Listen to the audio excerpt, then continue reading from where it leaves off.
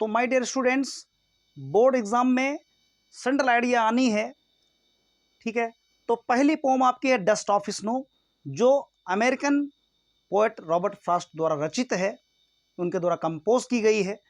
तो अगर dust of snow central idea आएगी तो उसे किस तरह से आप लिखेंगे, इंप्रेसिव वे में लिखेंगे ताकि एग्जामिनर्स अच्छा नंबर दे सके, अच्छे मार्क्स आपको दे सके। ये स्ट्रेटजी रहती है हर एक स्टूडेंट की। तो शुरुआत कैसे करेंगे, please be focused on this board. और ध्यान दीजिए, पहले आपको इंट्रोडक्शन लिखना है, ठीक है। सेंट्रल आइडिया तो लिखनी ही है, लेकिन इंट्रोडक्शन भी जरूर लिखना है। इंट्रोडक्शन लिखने से एक फायदा ये होगा आपका कि एग्जामिनर के दिमाग में जाएगा कि बच्चे को पोअम का नाम और पोएट का नाम याद है, क्योंकि सेंट्रल आइडिया में पोअम का नाम और पोएट का नाम लिखना आवश्यक नहीं है, जरूरी नहीं होता।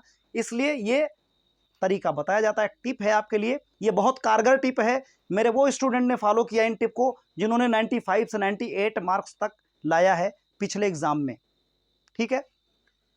तो इंट्रोडक्शन में इतना ही लिखना है दोस्तों, केवल इतना लिखना है। ध्यान दीजिएगा, बहुत बारीकी से ध्यान दीजिएगा, पूरी मीनिंग बता रहा हूं मैं आपको किस तरह से आपको इसको लिखना है, इसकी मीनिंग क्या है। जरा भी आपको घबराना नहीं है, बहुत आसानी से इसको आप पढ़ सकते हैं, इसको याद भी कर सकते हैं। कमजोर से कमजोर स्टूडेंट इसे याद कर लेंगे इसी तरह से। देखिए, this didactic poem, this didactic poem, didactic का मतलब होता है शिक्षाप्रद, शिक्षाप्रद। दिस डिडैक्टिक पोएम, यह शिक्षाप्रद कविता, यानी इस कविता में, इस पोएम में शिक्षा दी जा रही है। तो ये पोएम कैसी हो गई, शिक्षाप्रद कविता होगी।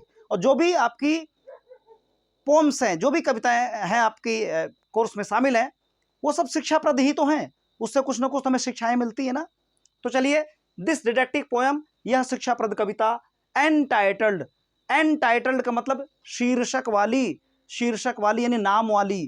कौन से नाम वाली, आगे लिखा हुआ है dust of snow, dust of snow, entitled माने शीर्षक नाम वाली। दिस डिडैक्टिक पोएम, यह शिक्षाप्रद कविता, हैज बीन कंपोज्ड, रचित है, रची गई है।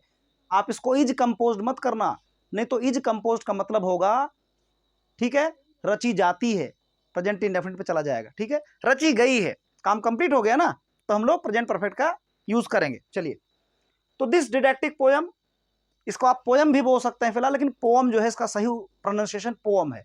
तो दिस डिडक्टिव पोएम, यह शिक्षाप्रद कविता, entitled dust of snow, dust of snow शीर्षक वाली, एनटाइटल्ड यानी शीर्षक वाली, हैज बीन कंपोज रचित है, रची गई है, बाय फेमस अमेरिकन पोएट, किसके द्वारा, प्रसिद्ध, प्रसिद्ध अमेरिकन पोएट रॉबर्ट फ्रॉस्ट के बाय मीन्स द्वारा। समझ में आ गया, प्रसिद्ध फेमस अमेरिकन पोएट, प्रसिद्ध अमेरिकन पोएट रॉबर्ट फ्रॉस्ट के बाय मीन्स द्वारा। दिस डिडक्टिक पोएम, यह शिक्षाप्रद कविता, entitled dust of snow, dust of snow शीर्षक वाली, हैज बीन कंपोज, रची गई है। बस सिंपल से इतना सा याद कर लीजिएगा आप, ठीक है। स्टार्टिंग कैसे करेंगे, दिस डिडक्टिक पोएम, पहले इतना याद करेंगे, दिस डिडक्टिक पोएम, यह शिक्षाप्रद कविता, एनटाइटल्ड, इसको बच्चे बोल नहीं पाते हैं बहुत, उसका उच्चारण नहीं कर पाते, एनटाइटल्ड, एनटाइटल्ड, टाइटल होता नहीं, टाइटल फिल्म का टाइटल होता है, टीवी सीरियल का टाइटल होता है, तो टाइटल जो होता है शीर्षक, वही एनटाइटल्ड कर दिया गया, इसका मतलब होता शीर्षक वाला या शीर्षक वाली। तो this didactic poem entitled dust of snow has been composed by famous American poet Robert Frost. इतना याद हो गया। अब आगे देखते हैं, सेंट्रल आइडिया लिखते समय क्या करेंगे। सेंट्रल आइडिया लिखते समय आपको एक टेक्निकल पॉइंट ध्यान देना है कि सेंट्रल आइडिया को 3 पैराग्राफ में कंप्लीट करना है, वो चाहे जैसे सेंट्रल आइडिया हो, केवल 3 पैराग्राफ में ही कंप्लीट करना है। पहले पैराग्राफ में सेंट्रल आइडिया में आपको ये लिखना है कि उस सेंट्रल आइडिया में किस चीज पर फोकस किया गया है, यानी वो सेंट्रल आइडिया किस चीज पर केंद्रित है, किस थीम पर आधारित है।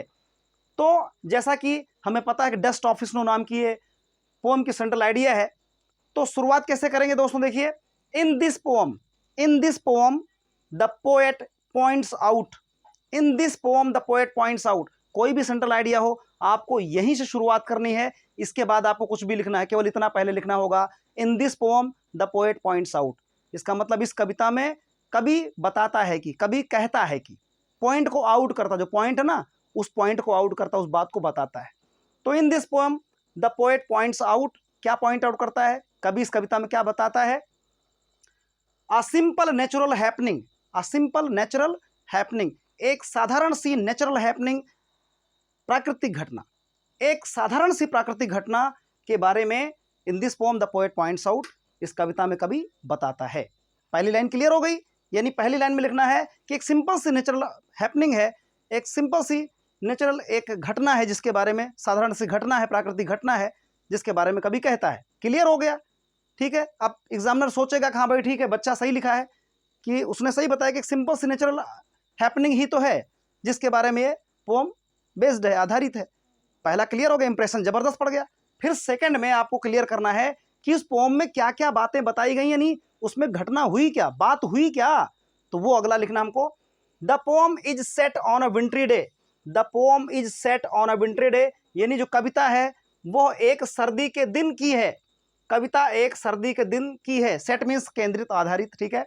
तो पोएम सेट है, यानी पोएम जो घटित है, पोएम जो कही गई है वो कब कही गई है, कब सेट की गई है, ऑन ए विंट्री डे, एक सर्दी के दिन, यानी एक सर्दी के दिन की बात को कविता बताती है। तो उसमें क्या बताती है अगला देखिए। देखिए मैंने यहाँ पर पैराग्राफ चेंज किया है, फुल स्टॉप किया, और पैराग्राफ जब चेंज करेंगे तो 2 वर्ड के नीचे शुरू करेंगे, 2 वर्ड के ठीक नीचे से यहाँ से शुरुआत करेंगे लिखना, ध्यान दीजिएगा। कभी भी उसी लाइन के आगे मत लिखना, ना उसके ठीक आगे लिखना, 2 वर्ड के नीचे शुरुआत करना, नई जब लाइन लिखना शुरू करना। चलिए फिर दूसरे में थीम हम लिखते हैं। The poem is set on a विंट्री day के बाद है the snow is falling heavily, the snow is falling heavily, snow जो है ना बर्फ, इज फॉलिंग हैवली, भारी वर्ष, भारी बर्फबारी हो रही है, भारी बर्फबारी हो रही है। And have covered the top of the trees, और इस भारी बर्फबारी ने क्या कर दिया है, एंड के बाद दूसरी लाइन है हैव कवर्ड, ढक रखा है, ढक लिया है, the top of the trees, पेड़ों के टॉप को, पेड़ों की चोटियों को। तो the snow is falling heavily, भारी बर्फबारी हो रही है, and have covered the top of the trees, पेड़ों के चोटियों को इसने ढक रखा है, इस बर्फबारी ने ढक रखा है। अगली लाइन है the poet is standing under a hemlock tree, poet is standing under a hemlock tree, कवि एक हेमलॉक ट्री के नीचे खड़ा हुआ है, कवि एक हेमलॉक ट्री के नीचे खड़ा हुआ है। एज वैन, तभी, एज वैन, तभी, अक्रो अलाइट्स, एक कौआ, अलाइट्स मीन्स आकर बैठ जाता है या उतर जाता है, अलाइट मीन्स उतरना होता है। तो as when a crow alights on the tree, तभी, एज वैन मीन्स तभी, एक कौआ अलाइट्स ऑन द ट्री, उसी पेड़ पर उतरता है। And the dust of snow fall on the poet, और जो डस्ट ऑफ स्नो है, बर्फ के जो कण हैं वो कवि पर गिरते हैं। जैसे कौआ उस पर बैठता है, ट्री क्या करता है, शेक करता है, पेड़ को हिलाता है, हिल जाती है ना पेड़ की शाखाएं, और क्या होता है फिर, सारी बर्फ के कण जो है वो कवि पर आकर गिर जाते हैं। तो जब ऐसा होता है तो कवि क्या सोचता है, अगली बार उसमें लिखा है, लास्ट में लिखा हुआ है the poet is quite depressed. अब ये घटना ये है कि जब बर्फ गिरती है तो पोएट इज क्वाइट डिप्रेस्ड, कवि बहुत ही डिप्रेस्ड था, है ना। तो the poet is quite depressed, कवि बहुत डिप्रेस्ड होता है, क्वाइट माने काफी, poet is quite depressed, depression में होना, निराश होना। तो कवि इज, कवि है या कवि होता है, कवि होता है क्वाइट डिप्रेस्ड, काफी निराश, कवि काफी निराश होता है। बट, लेकिन इस घटना से निराश नहीं होता है, वो पहले भी परेशान था, ठीक है, वो पहले से भी परेशान था, वो आकर के बैठ गया, उसकी मनोदशा बहुत खराब थी, टेंशन में था। और यहाँ पर 2 चीजें हुई, एक तो काला कौआ आकर बैठ गया जो कि अशुभ का प्रतीक है, काला कौआ तो अशुभ का प्रतीक होता है हमारे यहाँ पर, और दूसरा जो मदार का पेड़ है, ठीक है, जिसको हम लोग हेमलॉक ट्री बोलते हैं, वो विषाक्त है, विष वाला है माना जाता है। तो एक तो विषाक्त पेड़, दूसरा उस पर काला कौआ, इससे और टेंशन हो गया था बहुत कि कहाँ आ गए यार, है ना। तो विपत्ति मतलब परेशानी, इसमें बताया गया परेशानी में भी इंसान जो है सोच सकता है कि हम अच्छा महसूस कर सकते हैं, कितनी भी परेशानी हो, लेकिन अगर मनोदशा सही रखो तो परेशानी में भी आपकी सोच अच्छी हो सकती है। तो देखिए, आपने दुखी मन को खुश भी कर सकते हैं सोच करके, एक दिशा दे करके, ये बात बताई गई है। देखिए, तो बर्फ के कण कवि पर गिरते हैं, फिर the poet is quite depressed, कवि काफी निराश है। But this simple natural happening, लेकिन यह साधारण सी, सिंपल सी नेचुरल हैपनिंग, जो प्राकृतिक घटना है, यह चेंजेस माने बदल देती है। यह सिंपल नेचुरल हैपनिंग, साधारण सी प्राकृतिक घटना चेंजेस बदल देती है द पोएट्स डिजायर, कवि की डिजायर को, इच्छा को, एंड मूड माने मनोभावना को। जो कवि की इच्छा है, जो चाहता है कि इस तरह से होना चाहिए, बट वो चीज़ उसको मिली नहीं, तो इसलिए वो दुखी था। और उसकी जो मूड था, उसका मूड जो मनोभावना उसकी थी, बड़ा डिप्रेशन में था, वो दुखी था। तो ये चीज़ें बदल जाती हैं। यानी जैसे ही बर्फ़ उसके ऊपर गिरती है उसको ठंडक का एहसास होता है और उसको अच्छा लगता है, ठीक है, और उसकी सोच जो थी वो बदल जाती है। अब कभी यहाँ पर इस बात को बताना चाहता कि अगर आप किसी भी दुखमय स्थिति में हो, किसी परेशानी में हो, तो भी अगर आप चाहें तो अपने विचार को बदलकर, अपने थॉट प्रोसेस को चेंज करके और एक अच्छी स्थिति प्राप्त कर सकते हैं, दुख में भी सुख का एहसास कर सकते हैं, ठीक है। तो अगली लाइन है लास्ट में, इट ग्लैडन्स हिज हार्ट। इससे ग्लैडेंस माने ये खुश कर देता है। इट मीन्स ये जो घटना है, इट ग्लैडेंस, ये खुश कर देती है हिज हार्ट, उसके विचारों को।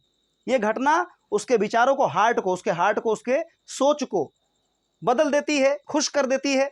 एंड अपलिफ्ट्स हिज स्पिरिट, और उसकी जो स्पिरिट है, जो उसकी आत्मा है, वो प्रफुल्लित हो जाती है। उसकी आत्मा प्रफुल्लित हो जाती है, एकदम आनंदित हो जाती है। तो इट ग्लैडेंस, ये इससे खुश हो जाती है। हिज हार्ट, उसकी सोच, यानी ये उसकी सोच को, उसके विचार को प्रसन्नता दे देता है।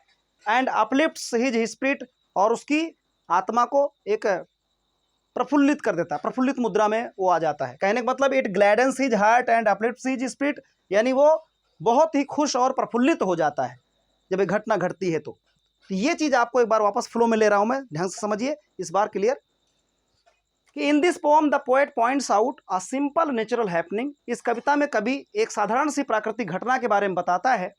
The poem is set on a wintry day. कविता में एक ठंडी के दिन की बात बताई जाती है कि ठंडी का एक दिन था। The snow is falling heavily, भारी बर्फबारी हो रही है। And have covered the top of the trees, और पेड़ों की चोटियों को इस बर्फ ने ढक रखा है।